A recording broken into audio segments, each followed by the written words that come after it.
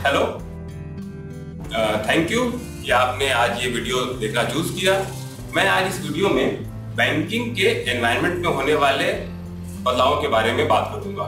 ऐसे बदलाव जो कि अभी हाल में हुए, पिछले 1 साल में या 1.5 साल में हुए। तो जैसे बैंकिंग है, तो बैंकिंग किसी परिवेश में सारे बैंक काम करते हैं। तो बैंकिंग का जो एनवायरनमेंट है उसको हम कई भागों में बांट सकते हैं, और हम ये जानना चाहते हैं कि बैंकिंग के एनवायरनमेंट में क्या बदलाव आए हैं, तो हम उसमें एक एक सेगमेंट को हम पढ़ सकते हैं। तो जैसे सबसे पहले क्या है, एक अभी आप नाम सुन रहे होंगे एनपीए।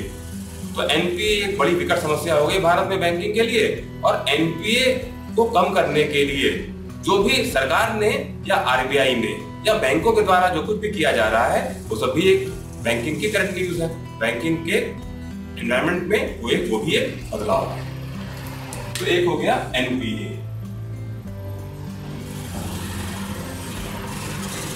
फिर आपने सुना होगा कि एक बासेल एक कमेटी बनी थी। बासेल एक शहर का नाम है स्विट्जरलैंड में, और वहां पर बड़े देश उन्होंने उनके सेंट्रल बैंक्स ने मिला करके एक कमेटी बनाई थी, Basel committee on banking supervision. तो उसने कुछ निर्देश जारी किए थे। जो अभी लेटेस्ट निर्देश चल रहे हैं उनका नाम है बासेल 3। बासेल 1, बासेल 2 उससे पहले आ चुके हैं, और ये जो अभी है वो है बासेल 3। तो एक परिवेश की बात हुई।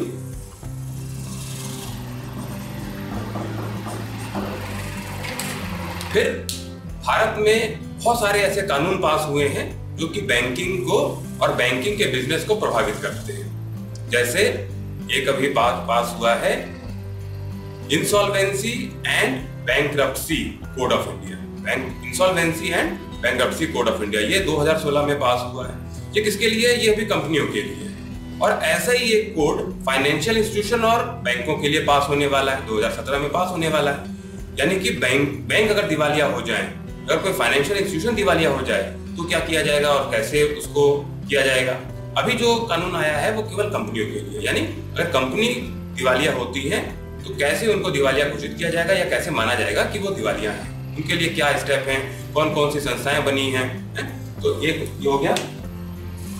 तो इसको मैं लिख रहा हूं लीगल एनवायरनमेंट में चेंज।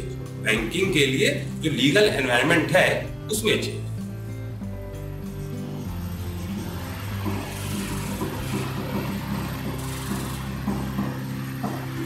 मैं एक लिस्ट बना रहा था कि कितने कानून ऐसे हैं जो हिंदुस्तान में बैंकिंग को अफेक्ट करते हैं किसी भी तरीके से। तो ये लिस्ट मेरी 150 से क्रॉस कर गई।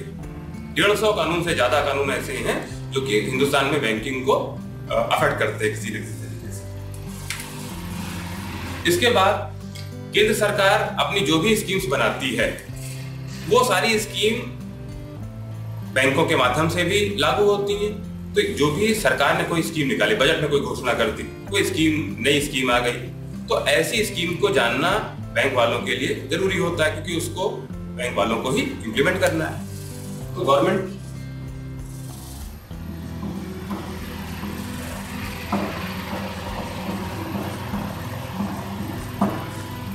स्कीम्स भी एक परिवेश में बदलाव है। नई कोई गवर्नमेंट स्कीम्स आ गई, बजट में कोई घोषणा करती है।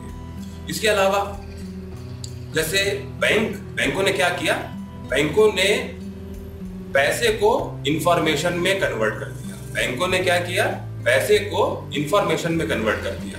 तो ये इंफॉर्मेशन जैसे सेव की जाएगी कहीं, जैसे रिट्रीव की जाएगी, जैसे एक जगह से दूसरी जगह भेजी जाएगी, इसमें जैसे जैसे बदलाव होता रहेगा बैंकिंग में बदलाव हो जाएगा।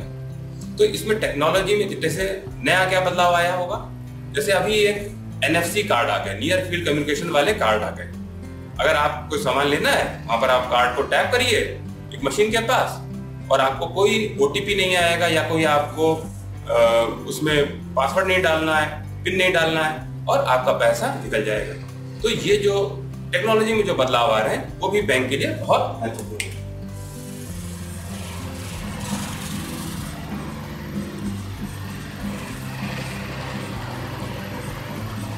टेक्नोलॉजी खास तौर पर इंफॉर्मेशन एंड कम्युनिकेशन टेक्नोलॉजी। इसके अलावा बैंक कैसे पैदा हुए, बैंक जब बने, जैसे हम आज के मॉडर्न बैंक्स को जानते हैं, वो जब बने ना, तो वो कैसे बने कि उसके पहले अकाउंटिंग आ गई। अकाउंटिंग, आप कह सकते हैं अकाउंटिंग बैंकों की माँ है। अकाउंटिंग के आने पर ही बैंक आ पाए। तो अकाउंटिंग में कोई बदलाव हो जाता है तो वो भी एक बदलाव है परिवेश में। अभी अकाउंटिंग में जो बदलाव आया है वो क्या बदलाव आया है कि हिंदुस्तान में बैंकों को इंड AS फॉलो करना है, IFRS कन्वर्ज्ड इंडियन अकाउंटिंग स्टैंडर्ड्स।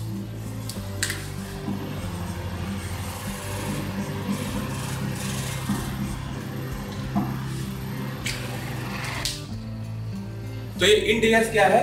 बैंकों को अपने फाइनेंशियल स्टेटमेंट जो वो प्रस्तुत करते हैं ना, वो अलग तरीके से अब बनाने हैं। पहले से वो बनाते आए हैं और किस फॉर्मेट में बनाएंगे वो बैंकिंग रेगुलेशन एक्ट 1949 में दिया हुआ है, वैसे वो बना रहे हैं। पर अब क्या हुआ है, पिछले साल सितंबर 2016 से बैंकों को इंड AS के हिसाब से भी अपने फाइनेंशियल स्टेटमेंट्स बनाने हैं। तो बैंक वालों को इसके बारे में भी जानना जरूरी है। तो इस तरह से ये तो मैंने कुछ लिखे हुए हैं, पर ऐसे बहुत सारे घटक हैं या कंपोनेंट हैं जो कि बैंकिंग एनवायरनमेंट के हैं और उनमें बदलाव हो रहे हैं। जैसे मान लीजिए कि फाइनेंशियल मार्केट्स, क्योंकि बैंक क्या करते हैं, बैंक पैसे से डील करते हैं। और पैसा, जैसे भगवान के बहुत सारे रूप होते हैं, वैसे ही पैसे के बहुत सारे रूप होते हैं। पैसा कभी शेयर बन सकता है, पैसा कभी जमीन बन सकता है, पैसा कभी फैक्ट्री बन सकता है, पैसा कभी दुकान का माल बन सकता है, पैसा कभी ट्रक बन सकता है, या हवाई जहाज या पानी का जहाज बन सकता है। तो पैसे के जितने रूप हैं, बैंक उन सभी में क्योंकि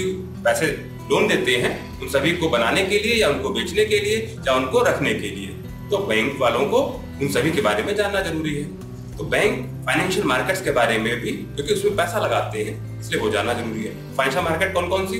जैसे इक्विटी की मार्केट, जैसे कॉर्पोरेट डेट और गवर्नमेंट डेट की डेट मार्केट, जैसे 1 साल से कम समय की मनी मार्केट और फॉरेन करेंसी मार्केट और कमोडिटी मार्केट, और इन सारे मार्केट्स की डेरिवेटिव्स मार्केट्स।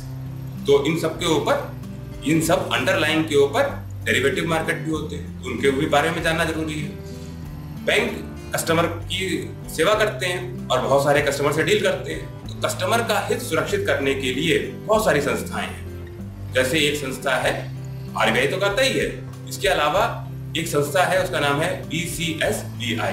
तो उसने कोड ऑफ कमिटमेंट जारी किया हुआ है, code of commitment to customers. और ये कोड ऑफ कमिटमेंट कौन दे रहा है? बैंक वाले दे रहे हैं। तो उसमें कोई बदलाव आए हुए हैं, जैसे कि हाल में बड़ी खास चीज आई थी कि अगर किसी कस्टमर का इंटरनेट बैंकिंग या मोबाइल बैंकिंग किसी टेक्नोलॉजी इसके थ्रू नुकसान हो जाता है, तो बैंक वाले सारा नुकसान बियर करेंगे और उस कस्टमर को केवल 10,000 रुपए का ही नुकसान बर्दाश्त करना है, बाकी सारा नुकसान बैंक बर्दाश्त करेंगे।